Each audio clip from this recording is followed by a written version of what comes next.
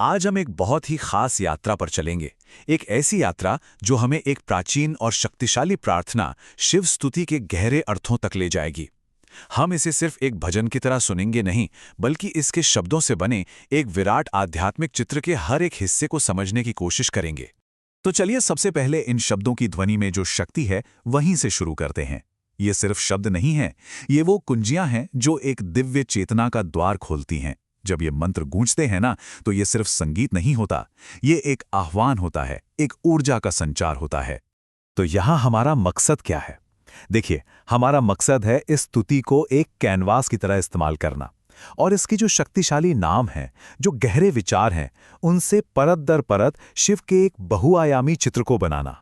तो ये सफर आगे कैसे बढ़ेगा? हम ध्वनि की शक्ति से शुरू करेंगे, फिर दिव्य नामों के अर्थ में गहरे उतरेंगे, उनके अनंत स्वरूप को जानेंगे, भक्त के विनम्र विनंती को महसूस करेंगे और आखिर में समर्पण का जो सार है उसे पकड़ेंगे। तो चलिए पहले हिस्से से शुरू करते हैं। और देखिए, यहां सबसे जरूरी बात यह समझनी है कि आध्यात्मिक परंपराओं में नाम सिर्फ नाम नहीं होते, वो कोई लेबल नहीं है। हर नाम अपने आप में एक गुण है, एक शक्ति है, उनके स्वभाव का एक आईना है। और देखिए, स्तुति की शुरुआत ही कितनी खूबसूरती से होती है। आशुतोष, ये नाम हमें पहली ही लाइन में बता देता है कि हम किसी बहुत दूर, किसी डराने वाली शक्ति की बात नहीं कर रहे हैं। नहीं, हम उनकी स्तुति कर रहे हैं जो बहुत जल्दी, बहुत आसानी से प्रसन्न हो जाते हैं, जिनकी कृपा पाना सहज है। अब जरा इस छवि के बारे में सोचिए। उनके सिर पर जो चांद है, वो सिर्फ कोई गहना नहीं है, वो समय के चक्र का प्रतीक है। और उनकी जो घनी जटाएं हैं, उस अंधेरे के बीच ये चांद एक ठंडी शांत रोशनी की तरह है। तो ये एक ही साथ नियंत्रण और परम शांति दोनों को दिखाता है। हाँ, उनके कई रूप हैं, योगी, संहारक, लेकिन ये नाम शंभु हमें उनके असली स्वभाव की जड़ तक ले जाता है। इसका मतलब है आनंद का स्रोत, वो जगह जहां से सब कुछ शुभ, सब कुछ मंगलमय निकलता है। तो ये एक तरह से याद दिलाता है कि आखिर में उनका जो असली रूप है वो परमानंद का है। ये सिर्फ एक तस्वीर नहीं है, इसके पीछे एक बहुत गहरा दर्शन है। दिगंबर यानी दिशाएं ही जिनके कपड़े हैं। सोचिए जरा, मतलब वो किसी भी भौतिक चीज से बंधे नहीं हैं, किसी भी दिखावे से परे हैं। ये आजादी की, असीम होने की सबसे ऊंची अवस्था है। तो अब तक हमने नामों की बात की, जो कि काफी हद तक एब्स्ट्रैक्ट थे। अब हम वहां से आगे बढ़ते हैं और उनके स्वरूप के ठोस छवियों को देखते हैं। और सच कहूं तो यहीं पर इस स्तुति की खूबसूरती और भी निखर कर आती है, एक ऐसी तस्वीर में जो विरोधाभासों से भरी है। तो स्तुति हमें कुछ बहुत ही शक्तिशाली प्रतीक देती है। देखिए, जटाएं वो जीवन की उलझनों का प्रतीक हैं। त्रिशूल वो तीनों लोकों पर, यानी हमारे शरीर, मन और आत्मा पर उनके अधिकार को दिखाता है। और तीसरी आंख वो ज्ञान की आंख है, जो हर भ्रम को चीर देती है। और जब ये सब मिल जाता है, तभी तो वो बनते हैं विश्वनाथ, यानी पूरे ब्रह्मांड के स्वामी। और यहीं पर स्तुति की प्रतिभा छिपी है। एक तरफ वो जटा भयंकर हैं, कालेश्वर हैं, यानी समय और विनाश के देवता, और फिर उसी सांस में वो दया निधान भी हैं, यानी करुणा का खजाना। तो ये हमें क्या सिखाता है? यही कि इस दुनिया की दोनों बड़ी शक्तियां, विनाश भी और सृजन भी, डर भी और प्यार भी, एक ही जगह से आती हैं। तो निचोड़ क्या है? निचोड़ यह है कि यही विरोधाभास उनकी संपूर्णता है। वो अधूरे नहीं हैं, वो हर पहलू को खुद में समेटे हुए हैं।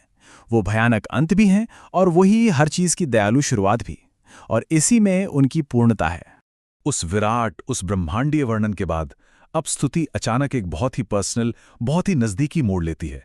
अब फोकस देवता से हटकर उस इंसान पर आ जाता है जो हाथ जोड़कर खड़ा है।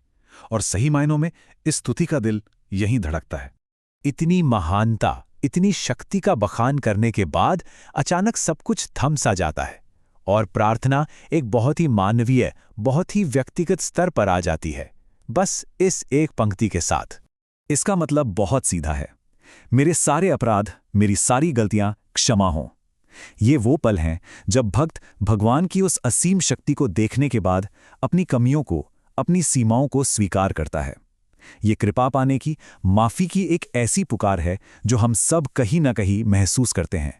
और यही वो एक लाइन है जो इस सदियों पुरानी स्तुति को आज भी किसी के लिए भी एकदम प्रासंगिक बना देती है। क्षमा की ये छोटी सी विनती उस अनंत शक्ति और हम जैसे एक सीमित इंसान के बीच का पुल बन जाती है। और अब हम पहुंच गए हैं अपने आखिरी पड़ाव पर, यहाँ हम ये समझेंगे कि ये पूरी स्तुति, ये पूरा सफ़र हमें आखिर में ले कहाँ जा रहा है, और वो मंजिल है समर्पण। ये समझना बहुत जरूरी है कि ये प्रार्थना सिर्फ गुणों की गिनती नहीं है। नहीं, ये एक बहुत सोचा समझा रास्ता है, एक यात्रा है जो भक्त के मन को प्रशंसा से होते हुए सीधा एक ही मंजिल तक पहुंचाती है, पूरी तरह से समर्पण कर देना। ये स्लाइड इस पूरी प्रक्रिया को बहुत अच्छे से दिखाती है। देखिए, सफर शुरू होता है प्रशंसा से, जब हम उनके दिव्य प्रकृति को मानते हैं।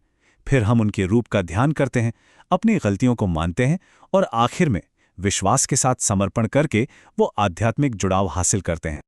और वो सारी लंबी चौड़ी स्तुति, वो इतने सारे नाम, इतने सारे रूप, सब कुछ आकर सिमट जाता है इस एक छोटे से लेकिन बहुत गहरे मंत्र में। ये शिखर है, पूरे सफर का निचोड़ बस इस एक नमन में है। तो आखिर में हम सीखते क्या हैं? हम यही सीखते हैं कि उस विराट, उस ब्रह्मांड को समझने का मकसद ज्ञान का घमंड पालना नहीं है, नहीं, बल्कि विनम्र होना और जुड़ाव महसूस करना है। ये स्तुति हमें ब्रह्मांड की इतनी बड़ी तस्वीर सिर्फ इसीलिए दिखाती है ताकि हम एक सच्चे, दिल से किए गए प्रणाम की कीमत समझ सकें। और हम आपको इसी एक सवाल के साथ छोड़े जाते हैं कि उस अनंत का वर्णन, उस असीम का ख्याल हमें अपने इस छोटे से सीमित जीवन को बेहतर ढंग से समझने में कैसे मदद करता है। जरा सोचिएगा इस पर।